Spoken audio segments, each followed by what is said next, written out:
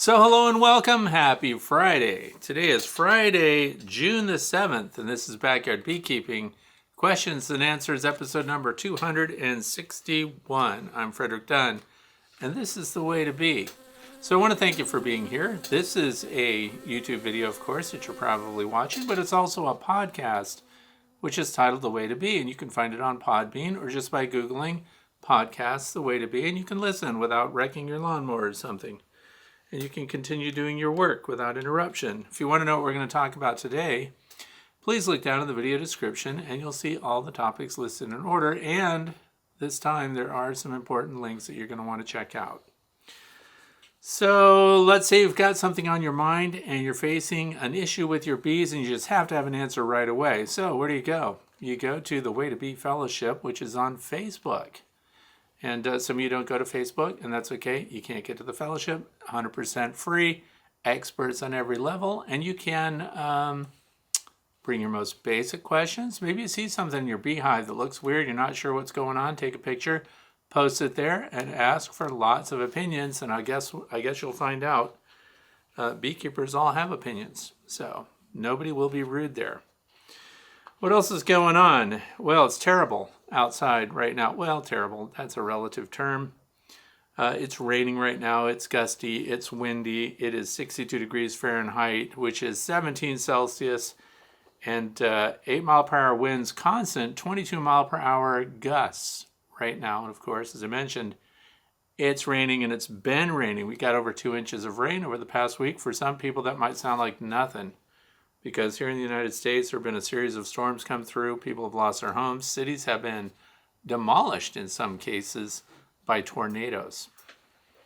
And we've got standing water everywhere. Our garden right now, you can't even plant anything in it because every little hole that was dug is full of water. So my wife has to wait to put her plants in.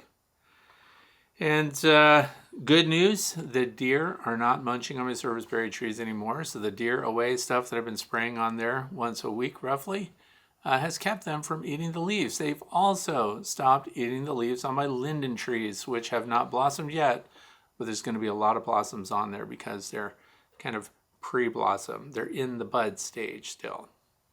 So those are going to be fantastic. Can't wait. I'm going to video and share that when that happens.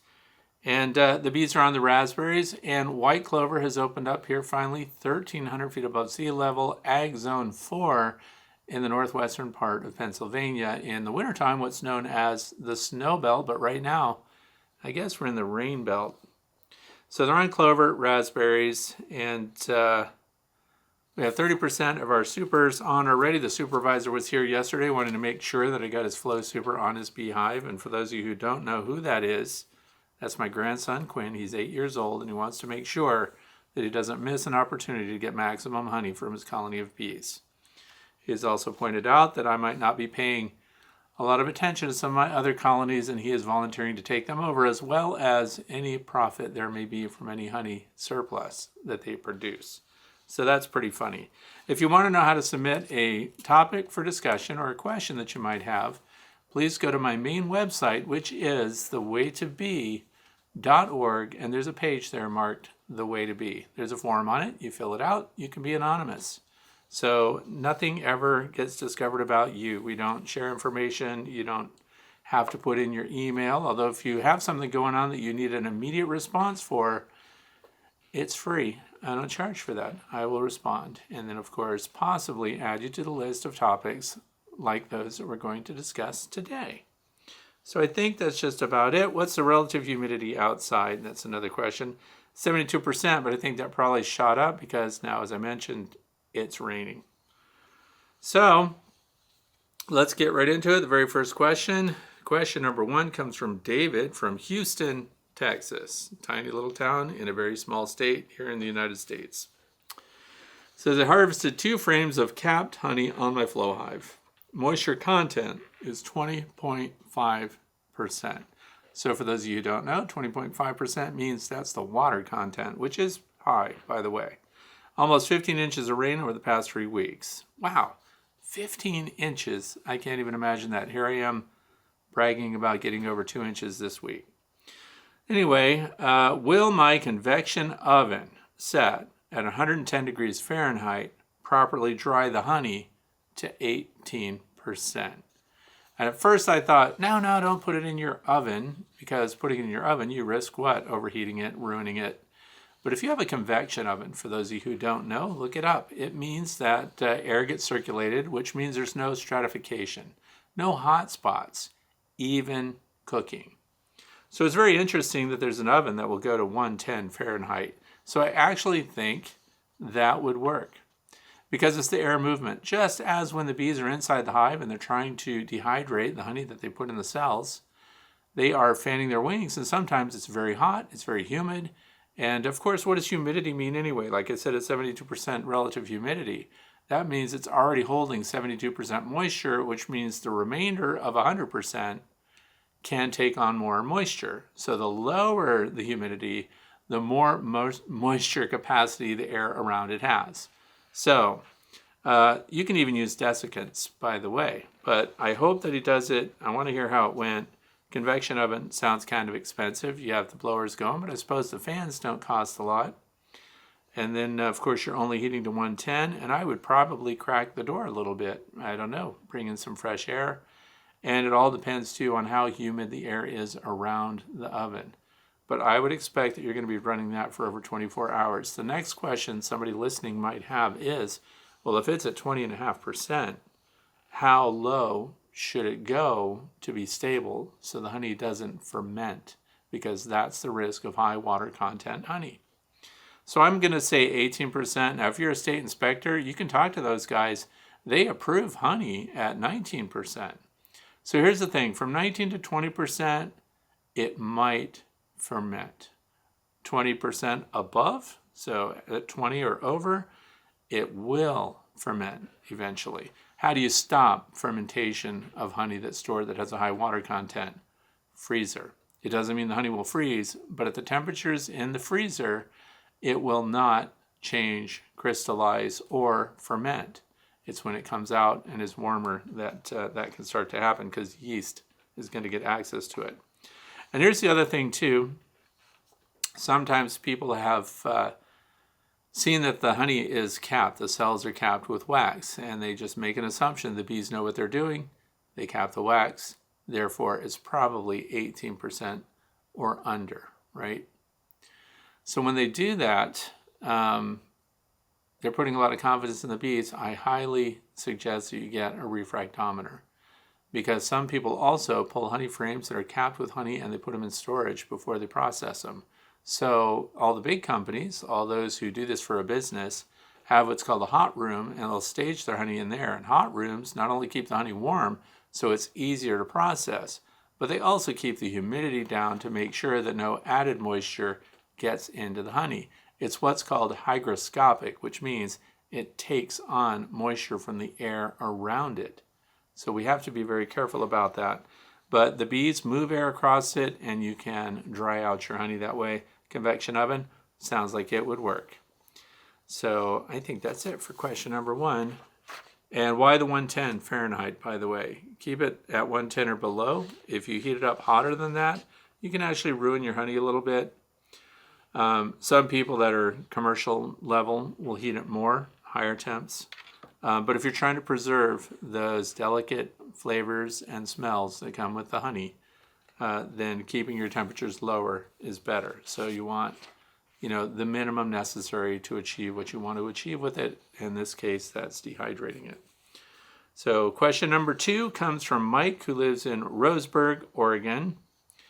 I started with 2 hives. One is a nuke and the other is a package.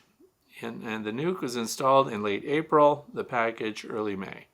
Also, broodminder, temp, humidity sensors were installed in each hive. So for those of you who don't know what those are, they're sensors that they're very thin, and you slip them in the box, and usually it's just over your brood, or you can put it in your top box just under the inner cover, and it's going to give you readouts just as described here, temp and humidity. You go by and you check it with your phone.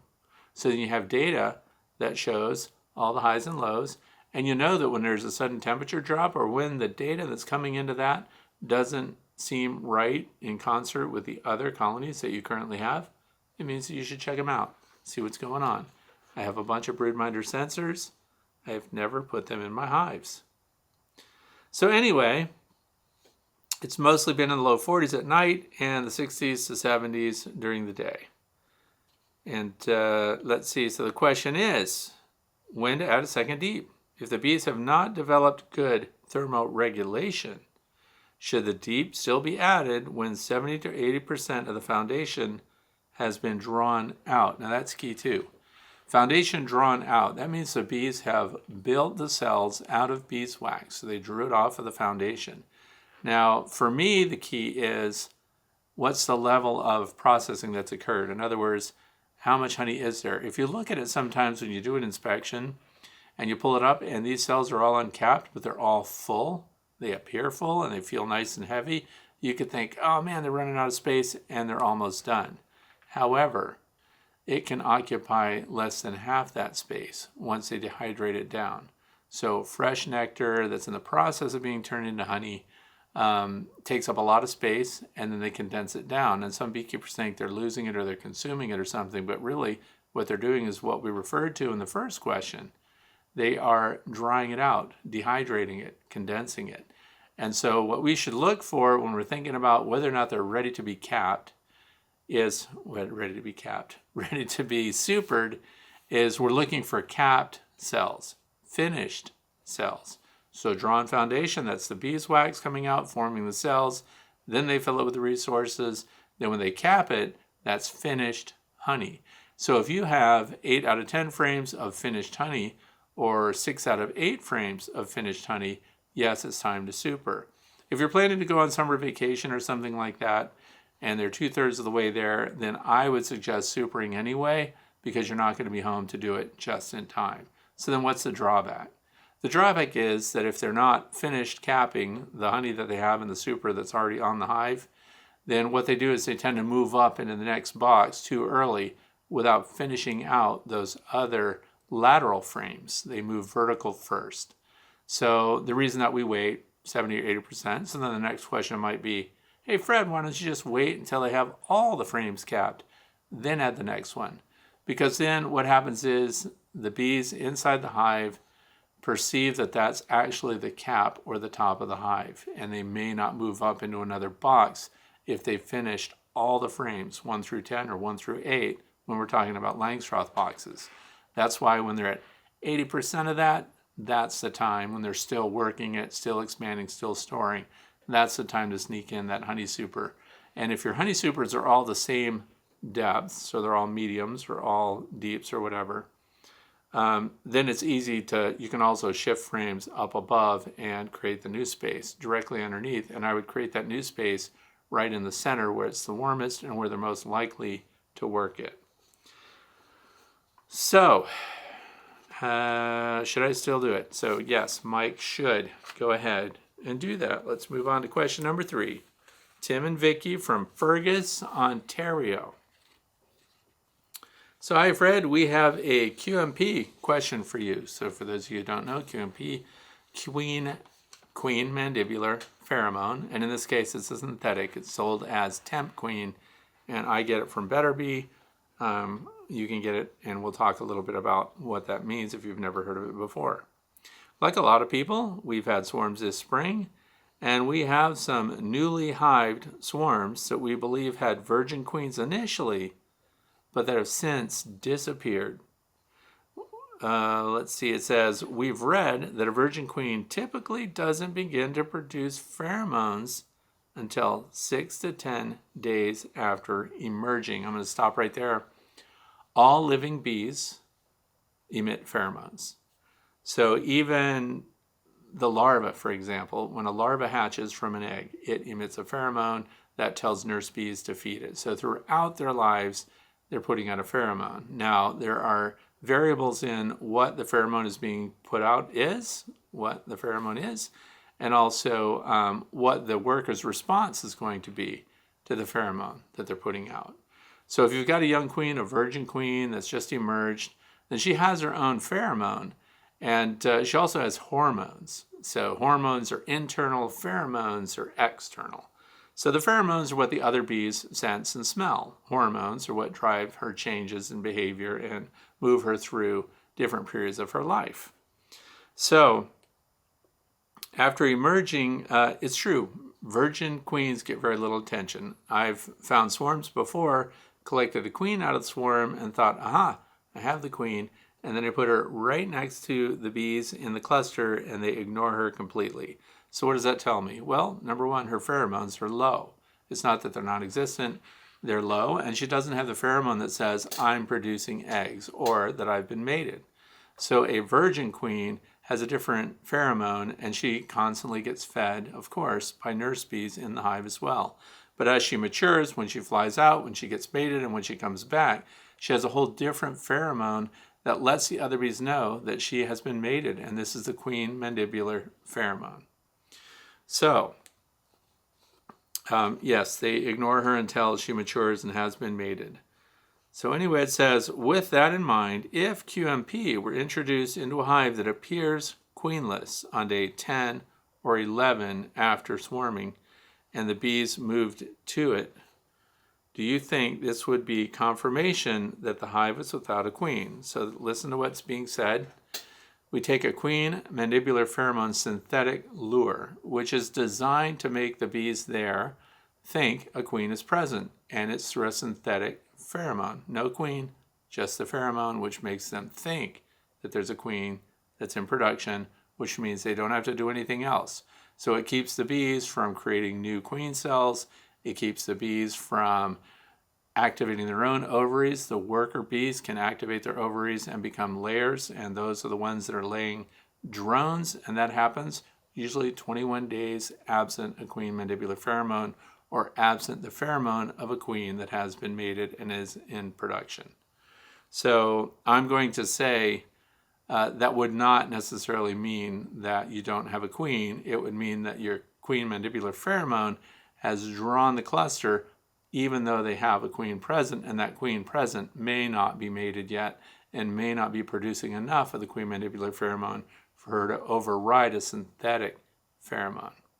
And I've seen this when I've put it on tree branches. Real queen in a cage over here, mated, has all the right pheromones, gets a huge cluster. Take a queen mandibular pheromone lure, put that over here on the tree branch, zip tie it there, and see if I can split this cluster. And you can, and in some cases, more of those bees go to my synthetic fake queen, and a small cluster remains on the actual mated living queen. So that's not a predictor of whether or not you have a queen in your hive. So let's see, after swarming the bees, move to it. Do you think this could be confirmation that the hive is without a queen? So no, I don't. And here's the thing that I'm going to say. So it says without a queen, and so a new queen could be introduced. Thanks again. So here's the thing. What would I do? And I'm going to say the same thing frequently because I want there to be consistency in what I suggest, unless I prove that it doesn't work out. But the things I'm telling you, I share because I practice them in my own apiary and I get really good results. So I always wait 14 days because even ethical queen sellers will ask you how long the colony's been without a queen. And some people say, well, 12 days, 13 days, I want to buy a queen from you and I want it now. I need it overnight because I don't want them to be without a queen. Some of your most informed sellers will say, well, give it another 6 days. And because what frequently happens is people order a queen, they see that there are no eggs, they see that there doesn't seem any evidence that there is a queen present, and they may not be very good at spotting the queen, and she may not be yet productive. And she may have been mated and come back, but just not laying right away. There are a lot of things that contribute to that. But anyway, so when you're selling queens to people, it's important to ask all these questions. I know it's very easy just to take the order, send the queen, and off it goes. Because then if the bees kill the queen, that's not the seller's fault, that's the recipient's fault, right? So what I want you to do is wait longer to make sure. Now you don't wait 21 days. Why? Because what I said at the beginning, if you have workers that have been without queen pheromone all that time, then you can end up with laying workers at the end of the 21st day at the earliest. And then that's when we have to overcome now competing pheromones from now laying workers that will only produce drones. So that's why I like the inspections to happen at the 14th day and a couple of days after that, but not waiting until the full 21-day cycle is complete before you bring in an emergency. Now let's say, well, Fred, you told us to wait 14 days, but now I can't get a queen for another week. Now what do? Now I'll have laying workers or something, potentially. Well, that's when you go to your freezer, because that's where you keep your queen mandibular pheromone, your QMP lures that are in there that are designed to be placeholders, and you put those in while you wait for your queen to arrive. And you don't pull it out until you know the queen has arrived and is alive and healthy from shipping. So, and that suppresses those otherwise changes in the worker bees that cause them to activate their ovaries. And if they're partway there, but then this pheromone comes in, the QMP, it shuts them down, stops them in place. They stop with their production. Okay. So, but here's the thing. Often you saw a queen, you know you had a queen. The chances of her still being there are very high. Here's the next solution for that. You've got another colony or several other colonies that you know are queen, right, because you've seen resources there. So we see eggs and things like that. So you can take a frame of eggs, a frame of brood that has eggs present, open larvae probably, and other stages of development. You put that frame in with the colony that you think is queenless. If they immediately go to work on building emergency cells around some of those eggs that you have, and they're producing what's called emergency queen cells, and these often happen in the field of the frame. If they start doing that, and you know right away, because they're going to start doing that as soon as that egg hatches, and they've selected it, and they're in an emergency state. So they're going to start building beeswax around it, and you're going to see possibly several of them in progress. So they needed a queen. They're trying to make one right now. On the flip side of that, you put that frame in there, you inspect it 5 days later, and you see no evidence of them having tried to build queen cells from those eggs that you just provided them with. Chances are you have a queen present. So then for peace of mind, so that you're not awake all night wondering what's going on with your bees, carefully go frame by frame with someone that's good at spotting queens if you've missed her all these times, and see if you can't find the queen. And then hopefully she goes. But I was talking with Steve Rapowski, who's the author of Swarm Essentials, and he stopped selling people queens, which I thought was just really good on his part, because they were kind of jumping the gun, and so often it happened that he would send them queens, and they would then find that they would kill the queen or drive it out, or they'd find the queen dead on the ground, because they just didn't wait that extra into the 14th, 15th, and 16th day to see what they have. Because if your environment is also not cooperating, if it's not bringing in resources, your queen may be held back in her egg production. So there are a lot of things at play, and just a game of patience. So give them 14 days.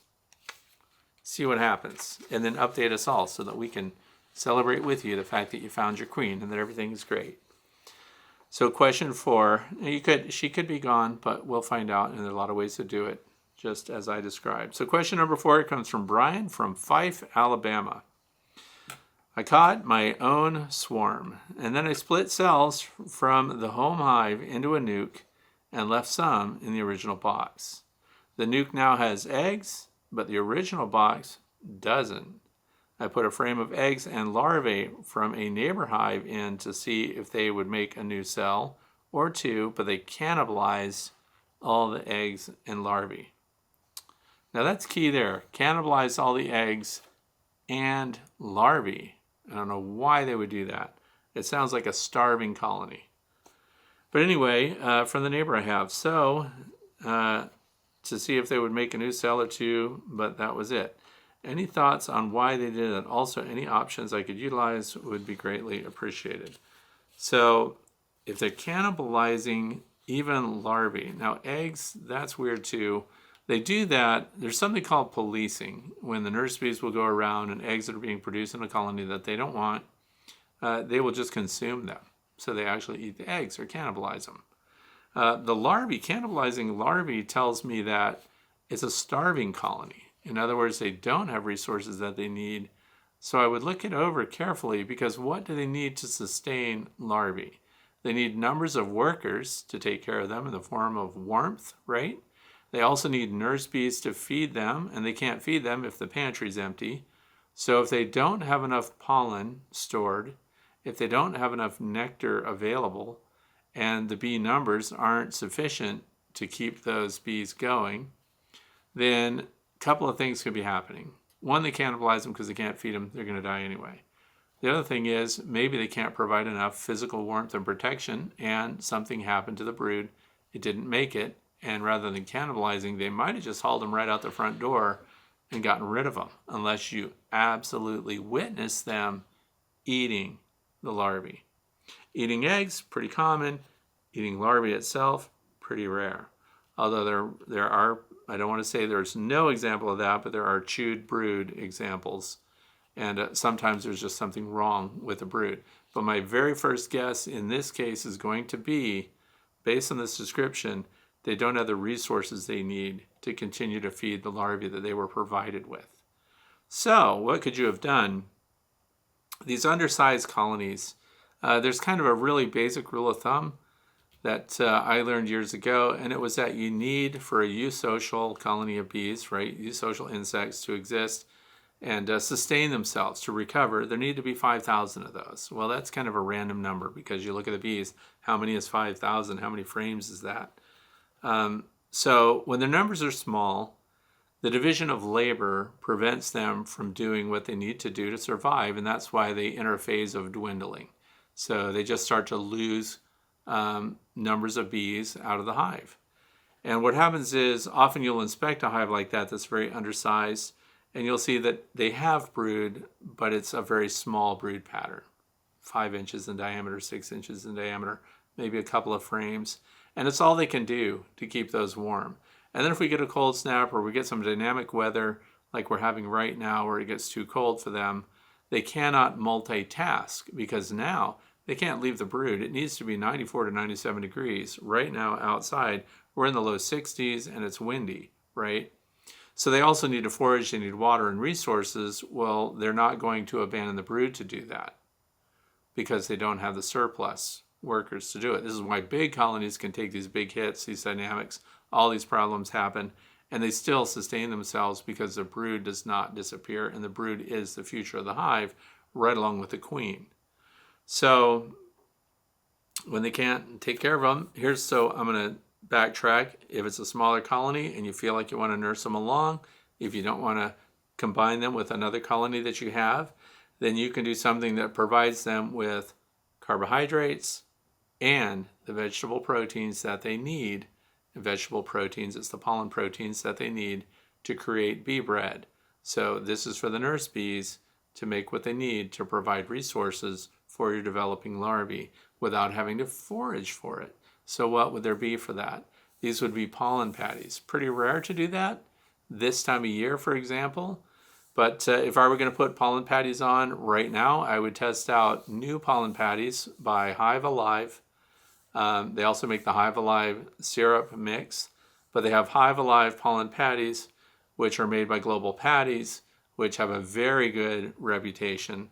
And you could put those on to see if that doesn't give them now the boost that they need inside the hive, which means a smaller colony of bees can produce quicker than if they had to divide their resources as far as the number of bees go and do the foraging, the worming, the guarding, the cleaning, and everything else that they have to do to maintain the hive. So the other part of that too is to keep the space small until they start to recover, until you see the brood picking up. Because you really are 21 days out if they're laying eggs now and they're trying to get those going before you're going to see a real benefit to that. So an insulated small hive, and by insulated I mean at least the cover, and that's summer or winter. I hear a lot of people saying that, well, now that's spring, now it's summer, now it's warm. I pulled all my insulation off and I put it in storage. And my head scratch moment on that is always, why are we taking away insulation just because summer is hit? Insulation helps them manage that interior climate even in summer. And so it's not because we think we're stuffy and it'll be stifling and everything else. But no, it's keeping the sun from beating down in your beehives most beehives are in the sun in the state where I am, the state of Pennsylvania. And so if we happen to get really hot days, the exterior temperature, the kind of, the wake up moment for me was when I looked at the old telescoping hives, which I used to get, as a lot of people that do Langstroth hives do. It's just standard 3/4 inch pine material around the trim. Then there's a thin piece of Luan through the middle, and there's a hole in that. And then we put this telescoping cover over that, and it's clad with aluminum, and sometimes in the old ones were galvanized tin, right? And or galvanized steel even, the really old ones. And when I took thermals of that, one of them was at 135 degrees. And that's before I had started to insulate the inner covers. So of course, back then, I was having to vent the hive, and you put nickels on top of your inner cover between the inner and the outer cover, so you have that vent air going through, and it helps the bees.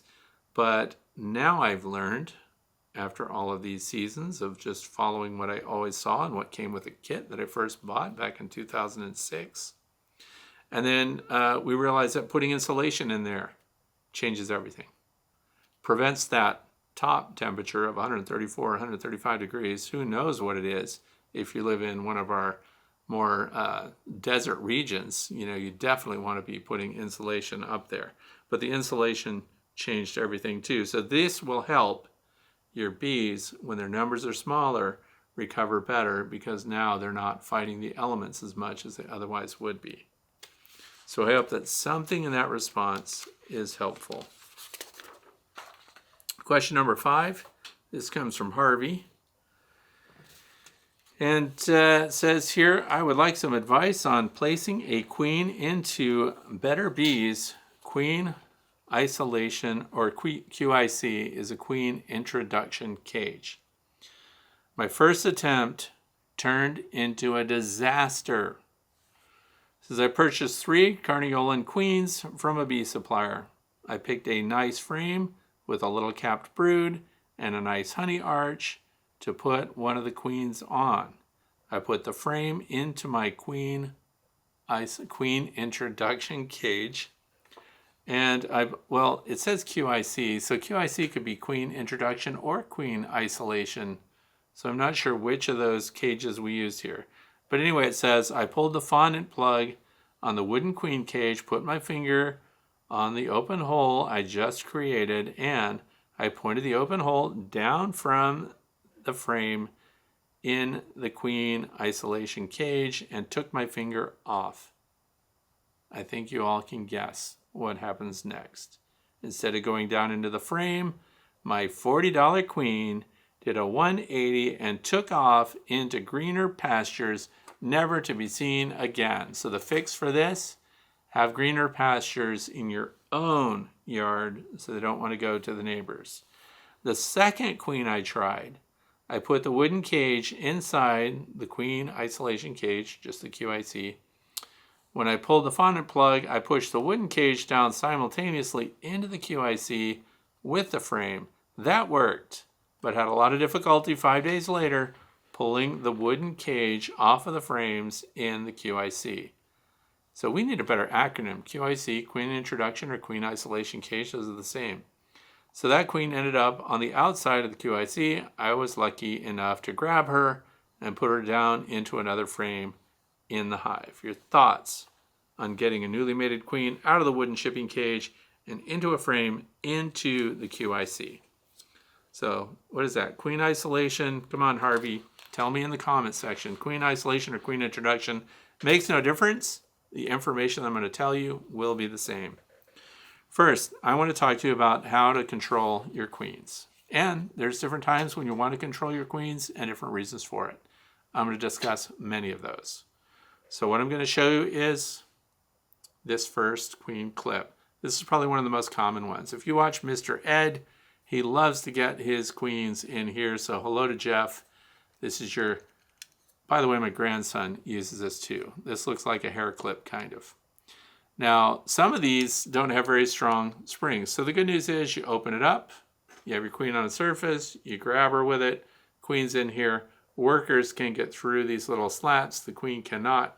Now your queen is safe, and you put her somewhere while you do your inspections and things like that. That's my grandson's favorite tool. He carries several of them. He's very good at finding the queen. He's also very good at collecting her without injury. Now I'm going to go on to what I carry in my bee belt. So that's my tool belt that I take out with me every time I check the bees. This is, some people call it the hair roller. This came with my Nicot system, N-I-C-O-T, and that's a system for having queens lay eggs in queen cups that later you put them in finishing colonies, and they finish the queens. But I just take these out by themselves. I cut this little wooden plug here and to fit into the bottom, which normally this would be on your queen cell, your egg cell, right? And I put this on here and I glue it in place, and then I carry this on my belt and I leave it in the open position. Because if I see the queen while I'm doing an inspection in the hive, I collect her and I can just scoot her right into this cage, and I can close the lid, and then I can put her in my pocket or something like that. So now here's the thing, she's out of the way, she's safe, and now I don't have to worry about smashing her, rolling her, things like that while I'm doing inspections. The next queen controlling cage are these plastic ones that you often see. It already has a little hole here that you can roll up, bits of grass and stuff in there temporarily. This is what you would put a candy plug in if you were using it to introduce a new queen. So if you're producing queens and she needs to go in there.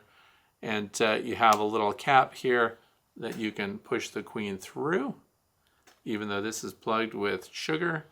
And you close the cap. The other option is the whole thing just pops over sideways. And now you have access to the whole thing. So you can put your queen in there, close her up, put the cap on, and your finger over the hole, which I think might be described here. The finger's over the hole. We're going to release the queen, open that, put it down, and she should go textbook right onto the frame that you want her to go onto. So that's that one. The other thing is queen cages that they come in, candy plug on one end, and the bees are supposed to chew their way through the candy plug. And at the other end, there should be a cork that you could remove right away for what's called a direct release.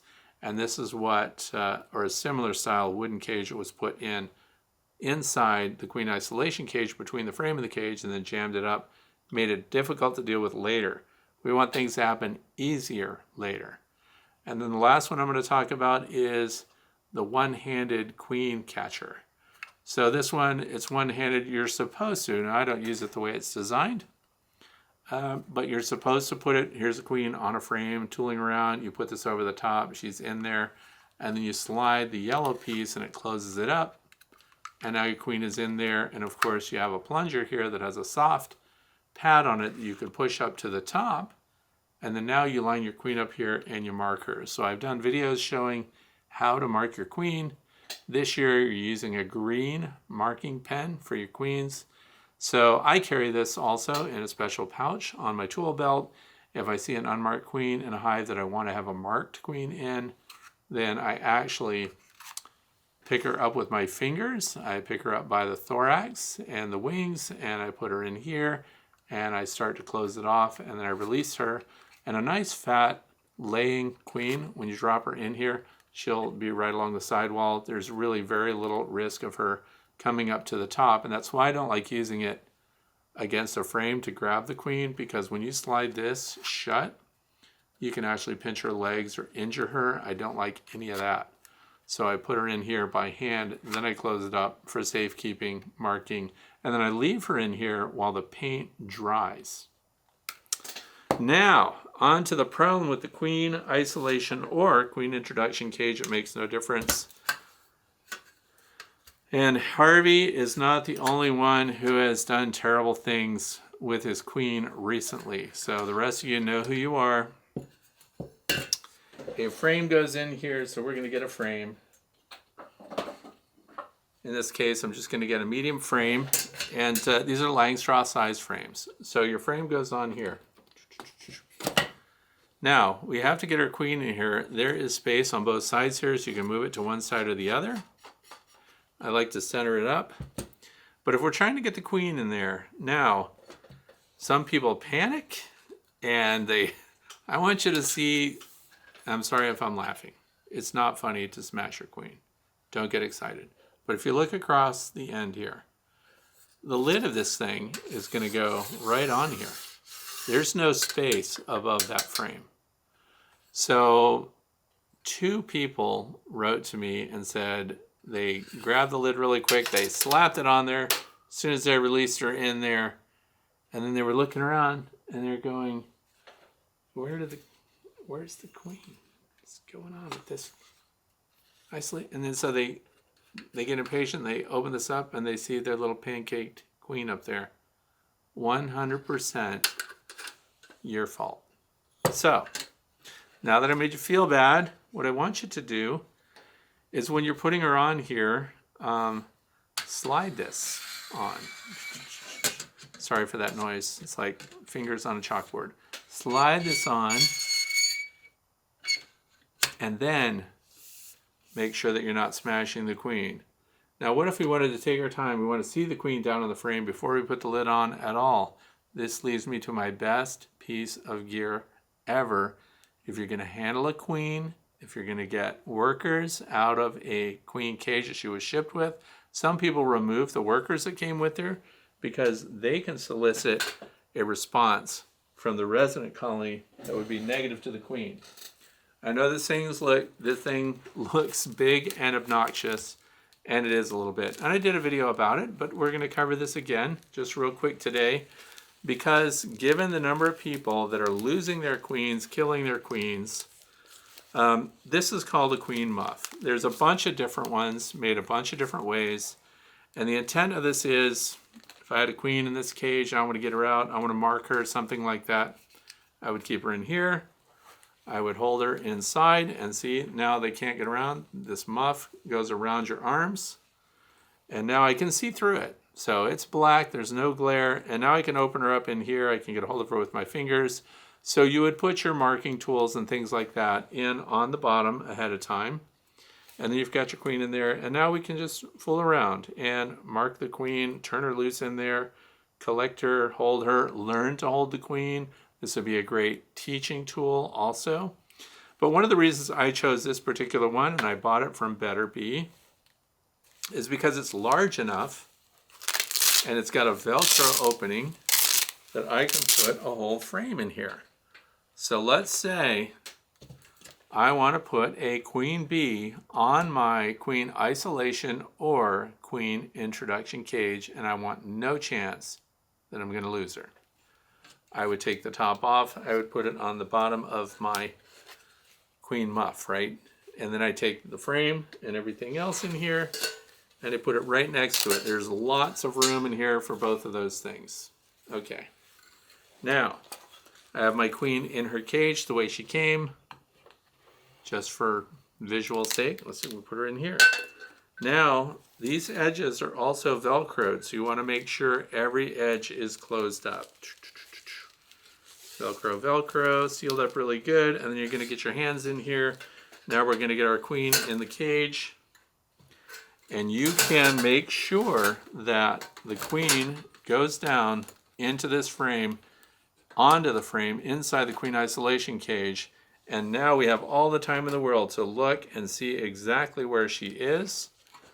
Now, she's out of this cage, so I drop that, don't need it. Have the cover in hand. I see that she's not on the cover, and I just carefully slide it over. And now it's all closed up. Now I get my hands out, pull the thing apart again, and then I lift my whole thing out, and I do not have a highway queen. For those of you who have ever seen Highway Pizza or Sale Bunnies or whatever it is. Now she's in there, and there was no risk of her taking off, and I could have gone the extra yard and marked her with my green marker for this year, and everything would have been great. So, the queen muff, that's what you want if you have any doubt, or if you're dealing with a really expensive queen and you don't want to fool around. Also, once she's done in here and we're ready to reintroduce her, this will take up 2 spaces in your box. Once we're all done and we know for sure, oh, she's laying and everything else, look at that, and she's on the frame, and look at that, and we can put her right into the hive, and then we pull this out, And then we put the other frame back in that we took out because there's too much space there, right? So now we have her all back and she's good to go. And she's in the hive and we're all set. In my opinion, this is much better than, there are push-in cages that you stick right on here. There's round ones, there's square ones, there's homemade ones. And I don't even know, I used to have several of them sitting around here. Anyway, what I don't like about those is if we've got a brood frame that we're putting the queen on, because we want her to start laying right away, when you push in your cage, you inevitably have to kill a bunch of your brood too. So you have to stab through their cappings and things like that. And then later on, they also tend to put beeswax on your queen cage, if it's the wire one, the number 8, wire screen or hardware cloth. And when you put that on there later, we have to pull the frame out. We have to pull that off. They're going to repair the damage and remove the dead pupa and things like that that we've already damaged. And you don't have to do that if all you've used is a queen introduction or a queen isolation cage. You just pull the whole frame out. Plus, we could have let her go for a full week if we wanted to. Because if this is a deep Langstroth frame, we're going to have then up to 6,000, maybe more, larvae in development. So that's pretty darn good. So I don't like the pushing cages. That's extra muss and fuss, plus you're damaging your comb when you do it. Not necessary. Put it in a queen isolation or queen introduction cage. And the difference between the two, the isolation cage, worker bees can get through and they can all access her and take care of her. If you have any doubt whatsoever about them accepting this new expensive queen that you're putting in, you want to use the queen introduction cage. And that's what this example was, because these bars are too close together. Even workers can't get to her. That's why the frame that we're putting in is a brood frame with capped brood, and we don't want any bees on it. We're counting on these capped brood to come out and emerge from their cells as adults. And then the queen, of course, has space to lay, and they can feed her through these bars. They can't hurt her. So that's the good news. That's my combination of different choices of queen cages, holders, isolation, and what I do. Now, that's not to say if somebody else does something different that that's bad. It's just different. You know why beekeepers have so many different ways and there are so many different tools? There are so many different ways to do things because they can all work. They just work in different ways for different people, and these are tools that I personally like to use, and that's how I do it. So my grandson, favorite clip. For me, favorite marking tool. And of course my roller cage is in my queen muff right now, but you get the picture. So that should help. Don't smash queens. Don't let them fly away with your hard-earned money. Go to Better Bee, get a queen muff, tell them I sent you, and you'll be sure to pay the exact same as everyone else. So, question number 6 comes from Jeff from Cincinnati, Ohio. So anyway, last fall I started using double bubble above the inner covers and feeders of all my hives, wooden, Langstroth, flow hives, and Apame. I definitely saw the benefits of the insulation in winter, and things changed in the early spring when ants started to explore. And here's the thing. In every hive across 3 apiaries, 10 hives total, ants colonized the space between the sheets of double bubble, and for smaller ants, 3 hives, the ants actually moved into the spaces within the double bubble itself. I ended up pulling all the double bubble to keep the high density ants out of my hives. I may use double bubble again in the winter, but won't be keeping it in the hives the other 3 seasons. Have you seen anything like this in your hives? Thanks, Jeff. So Jeff in Cincinnati. No, I haven't seen this in any of my hives. And but there are ways around it. I would not personally get rid of my double bubble because there were some ants in it. And here's why. Strong colonies are not threatened at all by ants. And the ants, people that leave polystyrene, or hive cozies and things like that on their hives also, they get later in the year, they find ants move up between the hive itself and the cozies. Any surface that protects ants from the elements If we laid a board on the ground, chances are ants are going to set up underneath of it and use that protection. They like beehives because they're kind of controlling the climate. It warms up. If they're on the inner cover, 9 times out of 10 here in this part of the country, and I'm sure down in Cincinnati also in Ohio, that we don't have like the ants that would really rip out a colony, like totally devastate it, attack it. In some of the southern states, they might have fire ants and all kinds of things going on down there that might be different. So I can speak to the species of ants that we have up here, and that doesn't bother me. I've had ants at one time, and I was alarmed by it, and I made a video about it. The bees were going up the sides of the hive, and it looked like they were carrying bee eggs with them. But then what I learned later is those weren't bee eggs. Those were just ants on the move, and they carry their own eggs with them, and they look surprisingly a lot like honeybee eggs. So here I thought the bees were just letting them go in, raid the hive, take the eggs with them, and they're leaving. Now we all know that ants like sweet things. So if ants can get into a colony, that's in a state of decline. So if you have a honeybee colony that's too big for itself, that doesn't have enough bees to maintain all that interior surface area, and they can't police it up very well, then ants could start to encroach even into the hive and start to get some of that sweet honey, which is something they would definitely go after. But for most of the time, most situations, and in my hives, other than the one time that I videoed them doing that, I haven't had ants in any of my beehives. I also have not had them in between the sheets of double bubble. So I'm going to move on to that. One of the things that Jeff addresses here is that the ants were getting into the double bubble, and in the bubble portion itself, really tiny ants. And you can stop that. How would you stop it? You create little quilts from your double bubble, and you seal up the edges so that they can't get in there.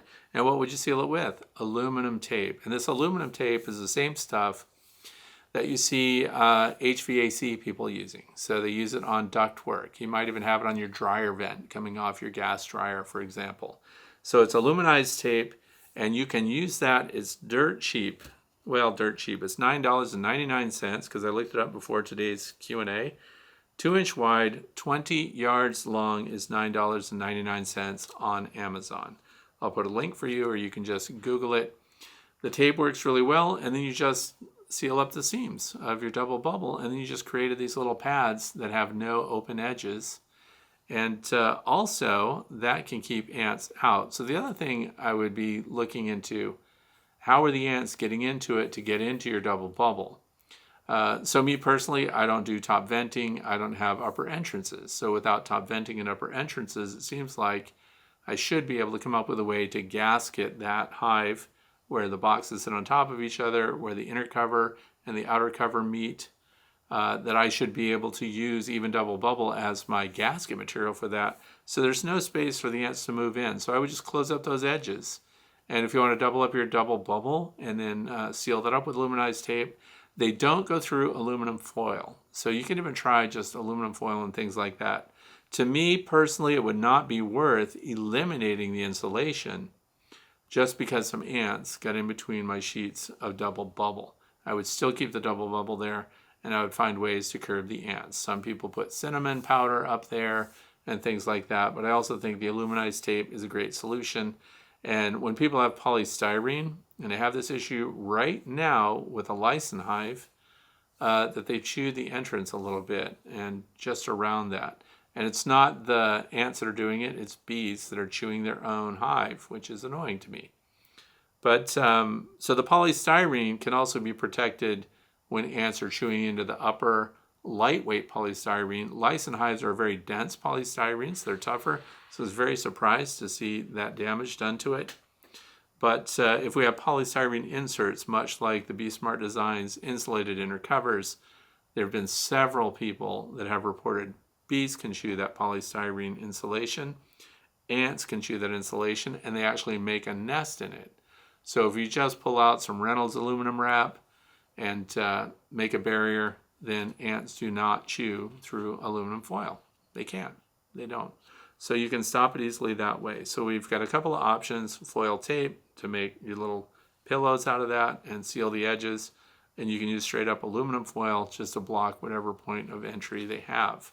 And I hope that that will work. So we're going to move on to question number 7. But yeah, the insulation is way worth more than just having a few ants that happen to be annoying in the hive. Question number 7 comes from Mark. I think the YouTube channel is Mark Tech Sci, so maybe Mark Tech Science. If you have a queenless colony and want to merge them into another colony, how would disrupting the destination strong colony a bit so they're fanning gnassin off, then taking the source weak colony and putting them open under the entrance to the destination colony seems a little simpler than the whole newspaper thing. Okay, so we know that when we use Nasinoff, and when I say we use it, I'm talking about synthetic Nasinoff, which is Swarm Commander. This happens to be one of the little vials that you get. Swarm, I like these vials because you snap this, you put this on surfaces, and it smells just like Nasinoff. Now, a lot of people will say, just get lemongrass. This is not just lemongrass, even though that's the smell that you get from it.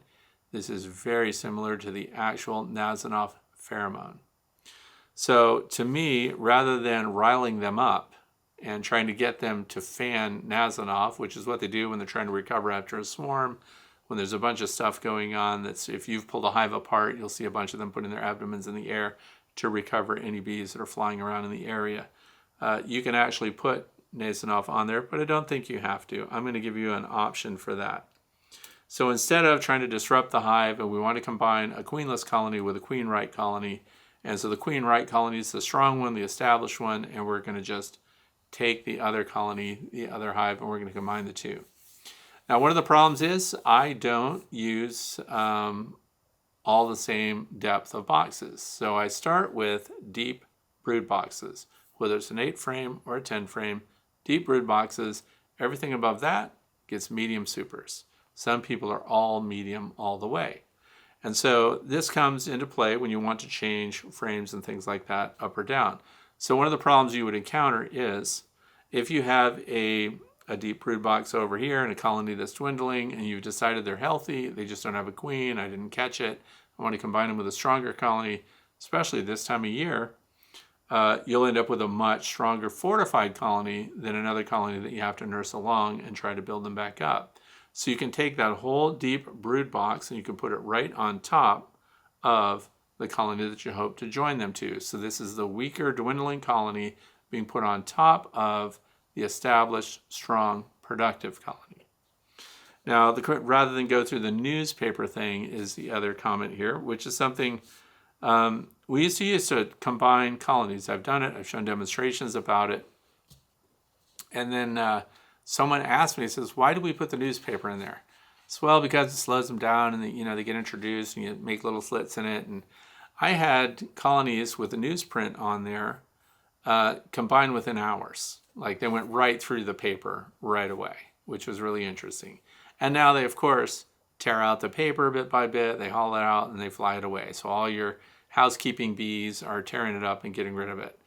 And then I thought, why do I put the newsprint on there? That doesn't make... Let's find out if we just put a colony straight up on it, see what happens. If there's a lot of fighting, we will ultimately see a bunch of dead bees, or we'll see bees being pushed out the front, or we'll see them fighting like the old Western bar scenes where they kick open the swinging doors and they fall out onto the road and the boardwalk and everything else. And you'll see all these beat up, drunken bees on the landing board at the end that shows that there was a big skirmish inside. But they are queenless. And you can take them on there. And so here's what I do now. Instead of the newsprint, I want to get them out of the weaker colony hive box because keep in mind, I want to get rid of the deep and I want them to have all their supers be mediums. So I put a escape board on. This is a Ciracel escape board. This is designed to get your bees out of a super so that you can take the honey and not have bees on the honey. These work extremely well. These also work extremely well for combining colonies of bees. So I'll take that deep box, I'll put it on here, this sits on, here's the established colony, The bees ultimately go from the top box down through here. There's no upper entrance, no upper venting or anything else, so they have no other option to go any other place in the hive to get out. They have to go through all the areas of the hive, and by this time they've been won over, they're all part of the family, and then the following day you pull that top box off, the bees are out of it, bees are down below, and now we're back to supering as usual, and you don't have to deal with another deep, like you would have a deep, then a medium or two, and then another deep on top of that because you did this combination. And what I did is I just left those other hives that I combined like that double deeps, which I would like not to do in the future. I want deeps and then mediums above that. And I find that here in the northeastern United States that I can get them through winter fantastic with just a deep and a medium box full of honey. So that's a great way to combine them and then get them out of there. And now you can pull those frames, and now you have another box that's ready for you to install a swarm in or something like that down the line if that happens. But it's a great way to combine colonies. No newsprint necessary because I've not seen the fighting. And I don't know why I didn't just test that myself, because my motto is kind of to question everything, challenge everything. It seemed to make sense that we put newsprint up there, but then I realized they just really blend right together. It's kind of like Braveheart. I don't know if you've ever seen that movie, but they tried to bring in conscripts of a bunch of Irishmen that were going to fight for the British and stomp on the Scottish. And when they ran across the field like they were going to fight, and then when they all got together, they just shook hands and hugged and everything, and they were friends. That's what happens when you combine your colonies, and that's what's going to happen here if you just use a bee escape instead of newsprint, and now they're out of the box, and you recover it and do your normal stuff with it. So, moving on to question number 8 with Eric from Newdale, Idaho. I found out while doing a hive inspection on Memorial Day that one of my 2 hives was queenless. Is there a theme here? This is going on and on and on. It was doing well 3 weeks before that time, but then a string of cold weather prevented me from inspecting until Memorial Day. I found no eggs, no larvae, no cap brood, no queen cells of any kind on any frames. Still, lots of bees otherwise. My second hive was doing well, but I didn't want to disrupt their progress, so I decided to just order a new mated queen for the queenless hive. Unfortunately, the original company I ordered from, which I won't name, it says, never shipped the queen and didn't notify me. And by the time I realized that it was the Friday after Memorial Day, so I quickly ordered a new mated queen from a different company, which is now scheduled to arrive today, June the 5th. My question is, I had the thought that when I install the new queen into the hive, it would also be a good idea to perhaps feed them a batch of 2-to-1 sugar syrup through a rapid round feeder on the top of the hive to give them a boost. The number of bees has surely decreased further over the last week, so I thought the sugar syrup may help them recover and perhaps have a more positive receptiveness to the new mated queen as she is introduced in her cage. Or do you think adding the syrup would detract them from her new presence in the hive? Thanks again. Okay, first of all, this time of year, 2-to-1 syrup is a heavy syrup. I don't think it's worth it for you to do that investment. I think 1-to-1 sugar syrup, and even lighter in some cases, is doing really well. So if you're trying to fortify them and make them, they're in a recovery mode, you've had to introduce a new queen, so providing them extra resources can give them a boost. This is an area where you want to check to see what the resources are in your environment. They may need nothing. So part of what I would base that on is, are they storing nectar and resources already, or are they declining even in that ability? Because here's what happens. In my experience, when I look at the bees, and I'm looking at a colony that has stopped building wax, they've stopped investing in infrastructure, which means so they're without a queen. It's one of the indicators that lets me know they don't have a queen, because they're not investing in where they live. They're planning to go. They're in decline. So you can re-stimulate that with a light sugar syrup. So if you're trying to get them to draw a comb, if there are areas that they still need to build out, you can do that. Now this is a judgment call. You might go to beescape.org, beescape.org, and this is for the United States.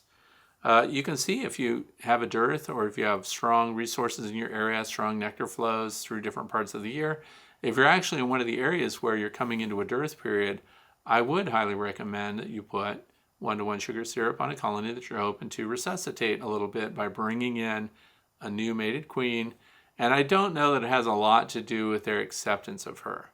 Now, I would encourage you to use a queen introduction or isolation cage in this case. An introduction cage would be important because it protects that new queen that you just bought in the event that, because it's been 3 weeks, right?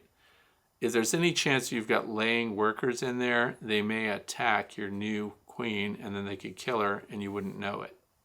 So by having her in a queen introduction cage on a frame when you introduce her to the hive, then you'll know right away if she's being fed and cared for, or if they're trying to attack her and if bad things are happening.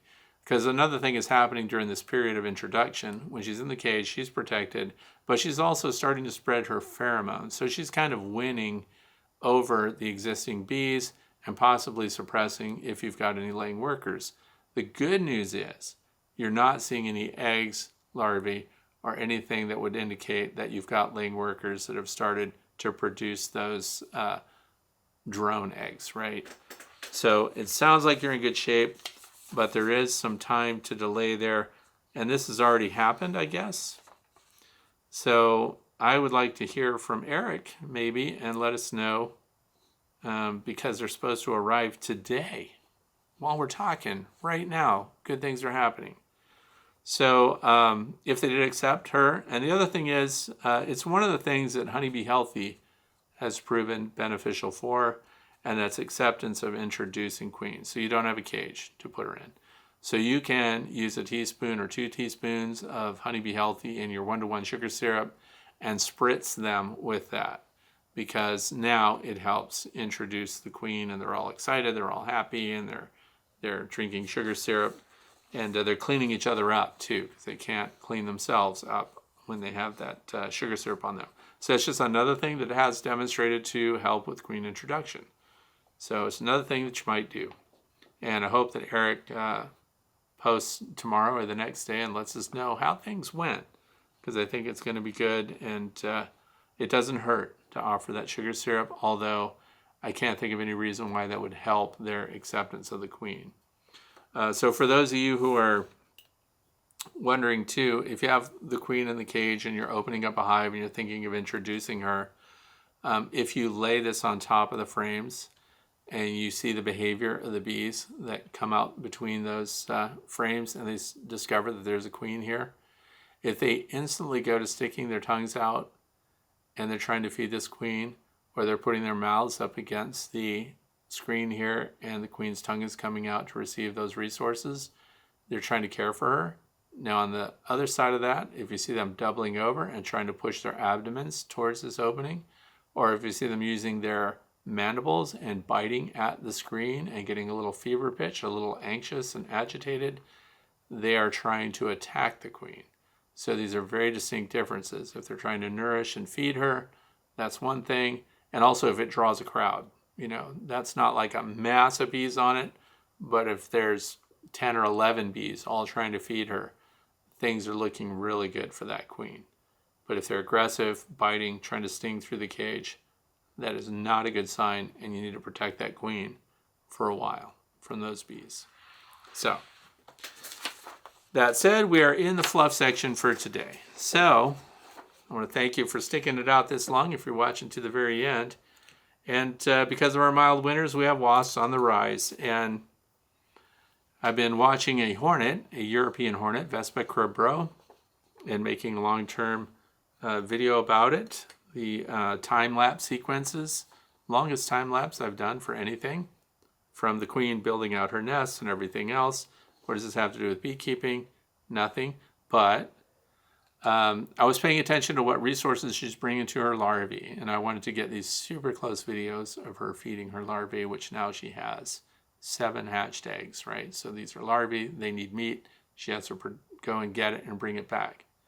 So yesterday, she didn't come back at all. She flew out, she didn't come back. So this is interesting to me because the European hornet, those things are big. Something ate her. Something killed my hornet, and now she has orphaned baby hornets. Orphaned hornet larvae. And I know this makes you very sad to know that this vespid will not be able to go out and hunt bugs and potentially even attack beehives later, which is the yellow jackets. There was a bald-faced hornet around and was just flying around the nest. So I still have cameras on it because I want to see which insect is going to come back and, if any, predate upon the residual eggs and larvae, because that's animal protein that some other hornets might need. So we're going to find out what's going on. There were some large dragonflies flying by. That could take out a bald-faced hornet. But maybe some birds? I don't know what's going on. Big mystery. But what that did is it concluded my documentary of the European hornet's growth and development in the spring here. And that was a queen, of course.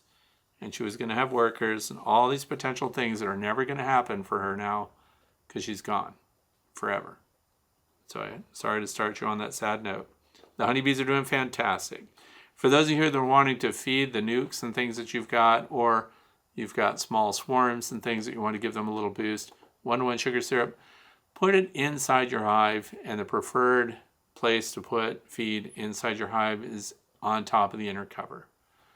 This protects other bees from getting in and wanting to rob. We're in a low robbing time frame here where I am.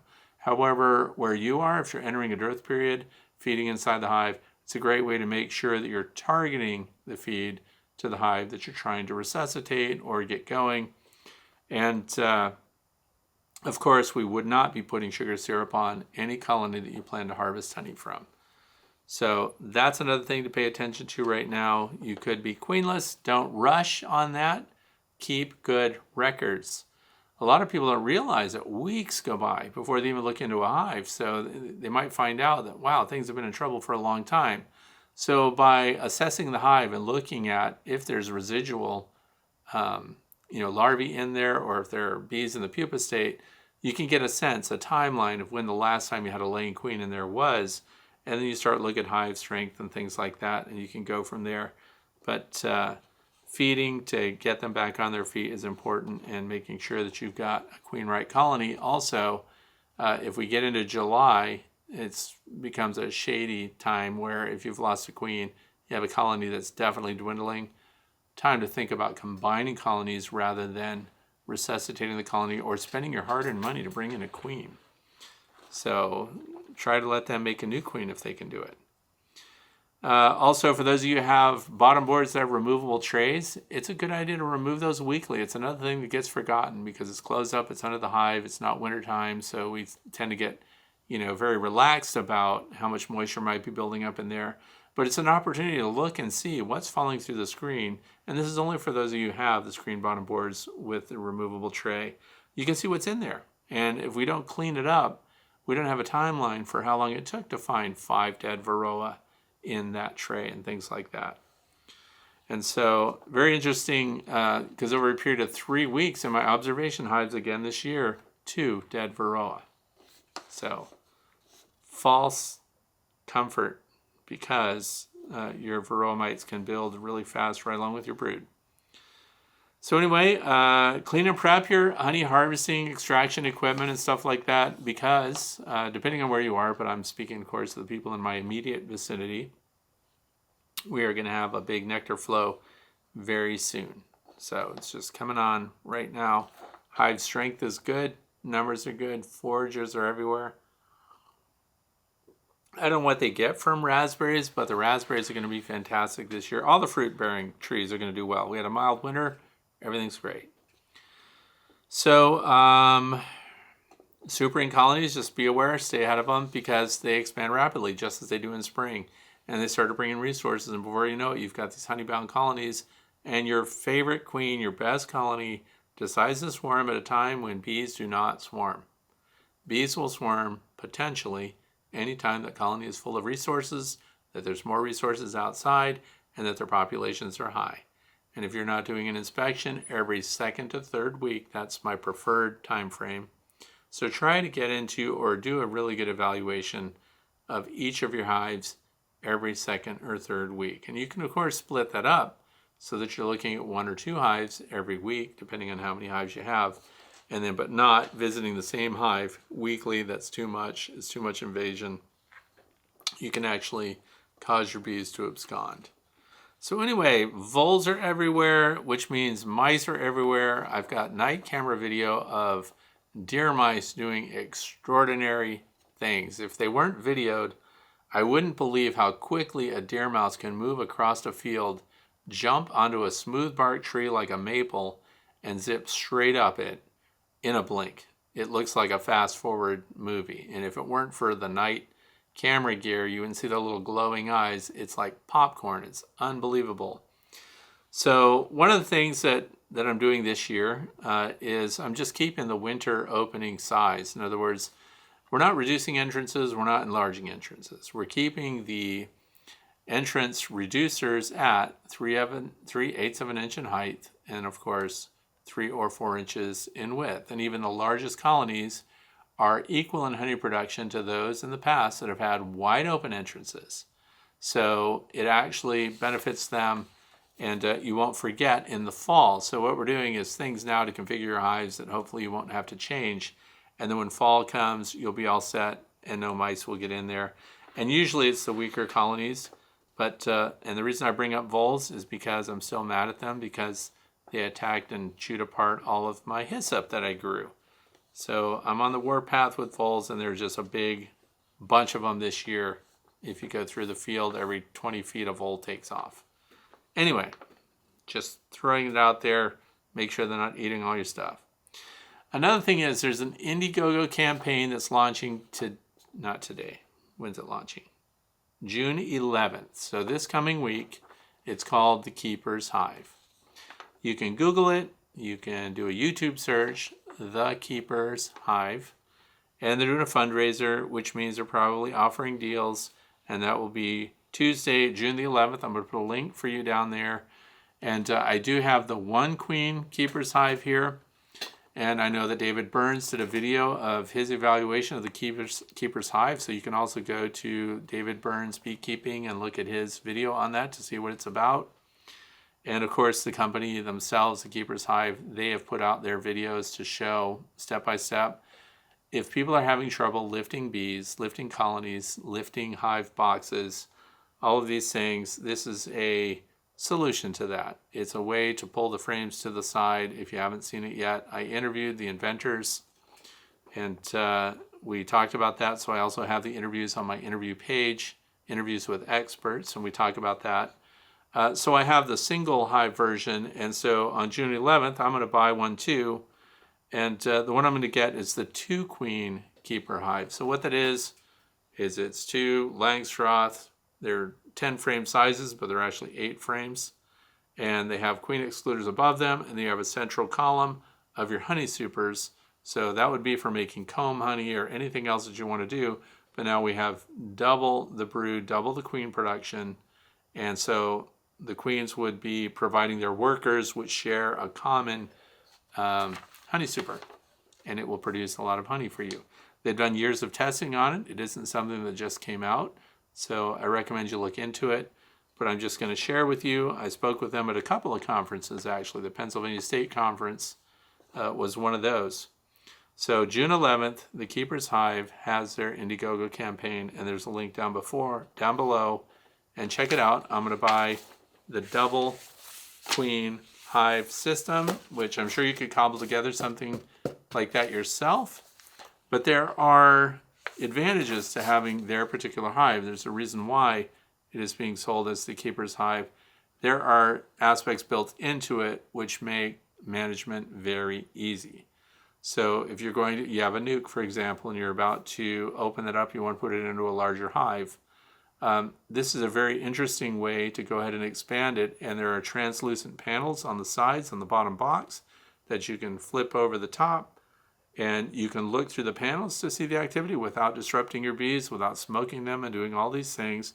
So it has attributes to it that are very interesting, and I'll be interested also in your thoughts about it. I only have one of those hives here, so when their campaign goes out on the 11th, I think their delivery times are later in July, so it looks like a pretty quick turnaround on that, so you could still use them this year. And it's all standard Langstroth frames that they will take, so Nothing unique about it as far as framing goes and things like that. So I think it's interesting, and I'm just going to put the word out. You can check it yourselves. And I want to thank you for spending your time with me here today. So I hope that you're not having the terrible weather we have, although I can't hate the rain because it's keeping everything growing. And all my fields of pollinator flowers and things like that are doing really well. I'm super excited about that. I'm still mad about my loss of blue giant hyssop, and I'm going to try not to hate those voles. So thanks a lot for watching. I hope you have a fantastic beekeeping weekend ahead. If you still have questions, please put them down in the comment section below, or go to thewaytobee.org and click on the page The Way to Bee and let me know what's on your mind.